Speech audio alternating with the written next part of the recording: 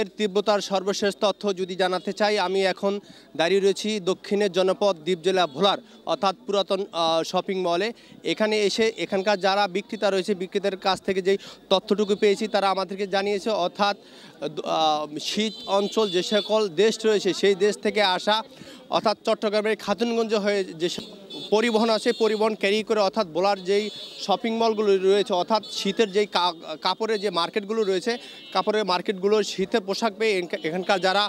ক্রেতা রয়েছে ক্রেতারা কিনতে পারে কিছুটা সন্তুষ্টি হয়েছে। এই বিষয়ে এখানকার যারা ক্রেতা রয়েছে ক্রেতাদের সাথেও কথা বলছি, তারা আমাদেরকে জানিয়েছে অর্থাৎ শীতের পোশাক অর্থাৎ হাতের নাগালে পেয়ে তারা অনেক আনন্দিত। অপরদিকে এখানকার যারা বিক্রেতা রয়েছে বিক্রেতাদের সাথে কথা বলছি, তারা আমাদেরকে জানিয়েছে অর্থাৎ গত বছর এই বছর অর্থাৎ যেই শীতের যেই কাপড়ের যেই কেনাকাটার অর্থাৎ উচ্চপরা ভিড়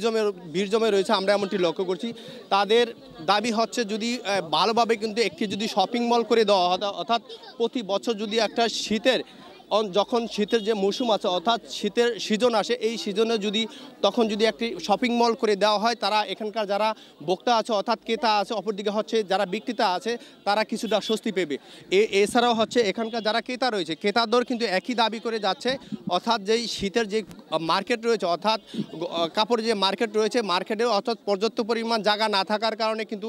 এখানকার যারা বিক্রেতা রয়েছে বিক্রেতা কিন্তু চরম হিমশিম খাচ্ছে। অপরদিকে এখানকার যেই